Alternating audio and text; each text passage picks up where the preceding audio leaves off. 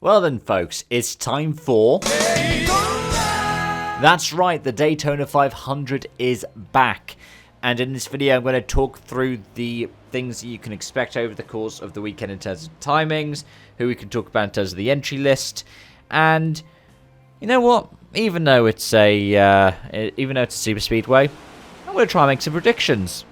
So then, starting off the timings and the schedules, I'm going to give them in Eastern time first, which is the local time for Daytona Beach, Florida, and then I will try my best to give it in UK time, because, well, I'm in the UK, and judging by my audience statistics, a lot of you guys will also be in the UK.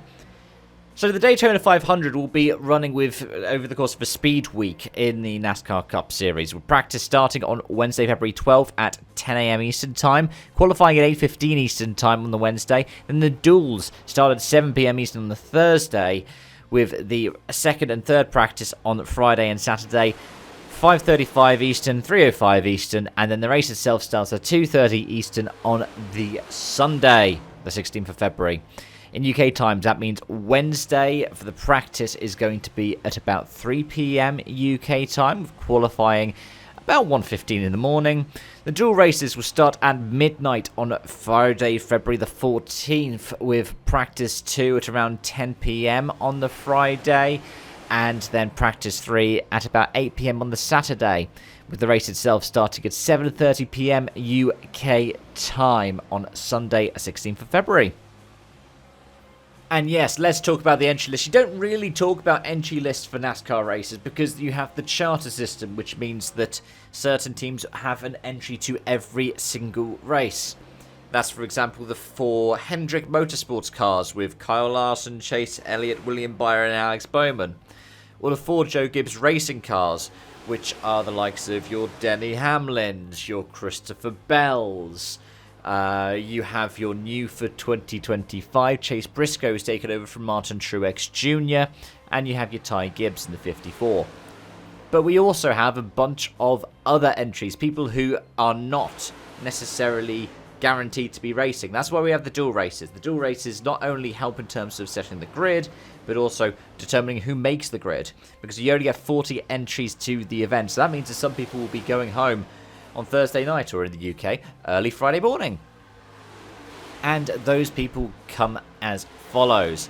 Gloria LaJoy, who is entered the 0-1, because we already have the number 1 for Ross Chastain, with Rick Ware Racing. Now, Rick Ware did have 2 charters. They've, I believe, loaned one of them out to RFK to run the 60 car this season for Ryan Preece. Likewise, Justin Allgaier, the Traveller Whiskey sponsored JR Motorsports Chevrolet. That's right. GR Motorsports, Dale Earnhardt Jr.'s team is going to be trying to make their first Cup start. They're going to be trying to race their way in at the duels. JJ Ailey with NY Racing, that 44 car has popped up, I think, every year of the next gen so far at Daytona and at a couple of other places along the calendar. Then we have the 56. That's going to be run by Martin Truex Jr., who is, as always, sponsored by Bass Pro Shops. Who's running his entry, though? His Camry is going to be run by Tricon Garage, a truck team that's going to be trying to make its Cup debut. Beard Motorsports are entering Faster Pasta. That is the former Cup Series driver and Xfinity Series driver Anthony Alfredo, top streamer. The 66 for MBM Motorsports with Chandler Smith. That's a Ford entry. And then I believe we have 1 Toyota and 2 Chevys left. The first Chevy that we're going to talk about is the Live Fast 78 for BJ McLeod.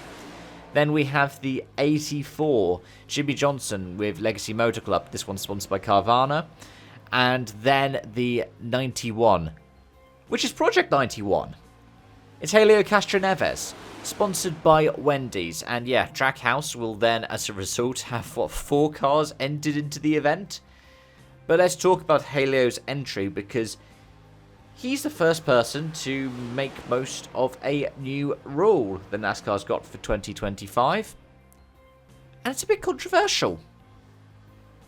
Because NASCAR have decided that when you have more than 40 cars going in for an event, if there is somebody who is of a certain stature, they should be able to enter the race no matter what. Now, this person would essentially be the 41st car. They are, however, if they have to get in through the 41st car rule, ineligible for any kinds of scoring or prizing. people who are entered into events who don't have a charter can still pick up points and can still compete if they run the full season for, say, the championship. But they will not get prize money if they're the 41st car. So Helio Castroneves, if he doesn't make it in for the duels, will start on Sunday regardless because he's such a big name. But Trackhouse might not get the most out of the Project 91 car if he doesn't make it in. That said, it's most likely he is going to. Look at the guy's resume and, wow, look at the fact that he's in a Trackhouse machine. But yeah, let's try and make some predictions, shall we? I mean, somebody who's been surefire to perform well at Daytona pretty much throughout his Cup Series career is Bubba Wallace in the 23. He's sponsored by McDonald's this time around. And yeah, he's done pretty well. I mean, I know 2311 don't have DoorDash this year, do they?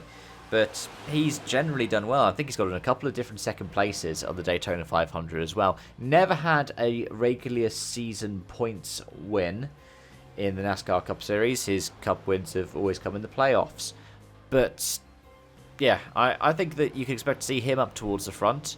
Likewise, the 2311 team owner that races, Denny Hamlin, has always performed well here. He's got, 3 Daytona 500 wins to his name. Elsewhere, you can expect William Byron to do well. He won it last year. But there are some drivers who generally are pretty good on the super speedways. I mean, think about people who've ended up winning races on the super speedways. Bubba Wallace did win at Talladega. Brad Keselowski has often had bad luck when it comes to pushing and being pushed.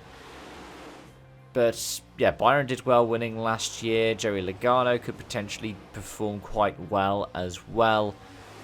But you can't just have wild card winners. I mean, the 47, Ricky Stenhouse, his team's now been rebranded as Hayek Motorsports.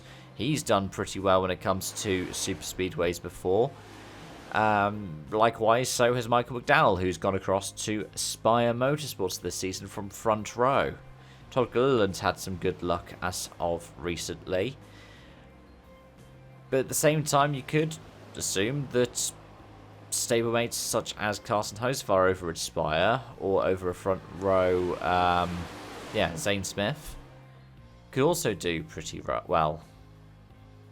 One other thing to expect is a special visit from a Florida local and, well, potentially his friend, who he has previously dubbed Ron DeSanctimonious, who's the Glover of California. You could potentially, I've seen reports that you are to expect the 47th and previously 45th President of the United States, Donald Trump, at the event. He was last there at 2020. Ronald Reagan was there before as well, and I'm trying to remember who else did. I think Michelle Obama attended. I can't remember if it was a 500 or if it was just another cup race.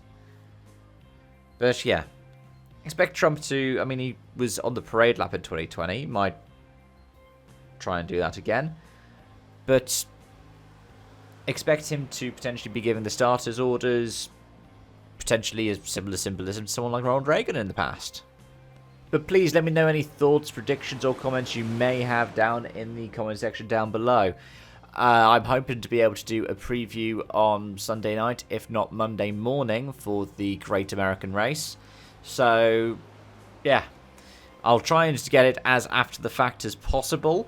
So that's probably going to be first thing Monday morning, or, way into the wee hours. But thanks for watching and joining, folks. Until next time, it's bye-bye for now.